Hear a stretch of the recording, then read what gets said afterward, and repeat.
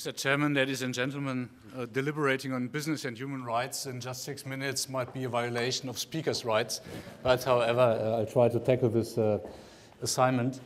I would like to briefly, I think arguably human rights and business is one of the top issues at the time in the field of CSR, and definitely the launch of the UN Guiding Principles last year has given this issue a major push, and our and many other companies have taken on this issue very seriously and significantly, and I would like to give you a brief overview of what we do within our company, deliberate a little bit on what are the major challenges for the wider business, and then talk a bit about the collaborative approach project initiated and conducted by CSR Europe.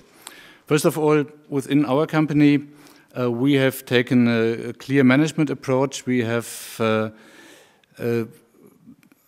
human rights issues addressed in a variety of process steps throughout our sustainability governance, and most prominently we have made one of our board members being responsible for human rights throughout the company and acting like a patron for this important issue. We have clearly built in the human rights principles into our new Daimler Integrity Code.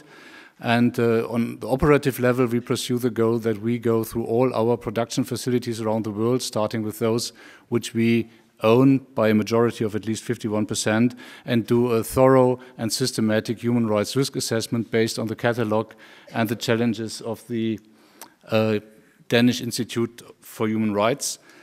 First findings, so far luckily we have not detected any significant or any violation of national laws at all.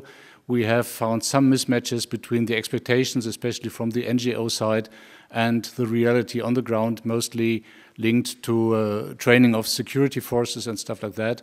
But those were issues which could easily be remediated, and we have the clear target to conclude this project within an honest time frame, and especially take a lot of actions in the field of remediation wherever we find any kind of mismatch between highest standards and what we would like to see in our companies. But there's always a but. Human rights brings a lot of challenges for companies as well, especially if it comes to critical areas and being active in critical states. And here we do need the cooperation of politics, and not by coincidence. Ruggie's framework clearly states business responsibility is to respect human rights, but states' responsibility is to protect them.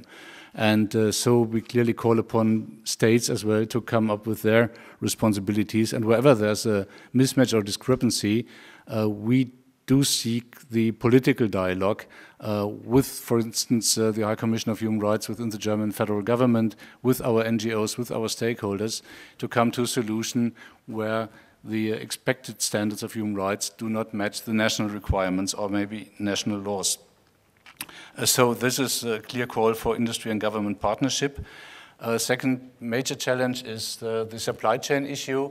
We do address human rights issues like environmental standards and others in our general contract terms with our suppliers, but we can conclude and contract these only with our tier first suppliers. And we make the provision that our tier first suppliers are supposed to pass on these requirements and these standards to their next suppliers, but we do not assume responsibility for fully auditing and monitoring the full supply chain. So here there's definitely sometimes a reason to dispute with politics and with NGOs, but for practical reasons and theoretical reasons, I think industry should maintain that position. As well as we do see the opportunity and possibility by being active and doing business, especially in critical states, we can make a difference. We can elevate and rise national standards by our presence in these countries. But we as a company alone, we will not be able to really change the cultural situation. We do need the partnerships among industry and between industry and society.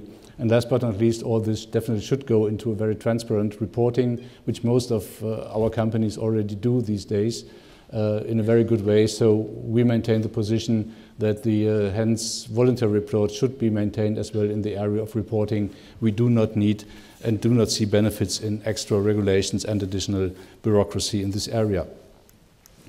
Third, CSR Europe has launched and conducted a major project called the EU CSR Europe Collaborative Project.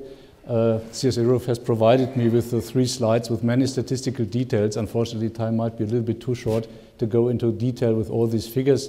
I'm sure CSR Europe will make these figures and reports well known. I think running through this, the major and key notion to me is, and the outcome of these research and workshops we did jointly, that many companies have taken on the issue of human rights very seriously. There is still a distinction in the depth and the engagement.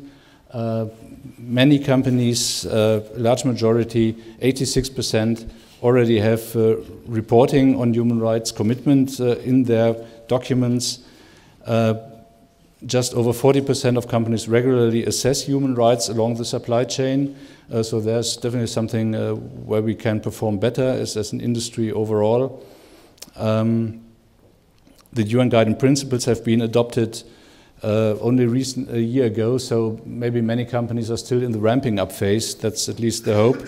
At least 69% of these companies already do reference the UN Global Compact. Not as many explicitly reference human rights. So as well, here's a gap and something to catch on. All these will be written down in very good reports and easy to read for all of you. And maybe in the discussion we have more time to elaborate on that. Thank you.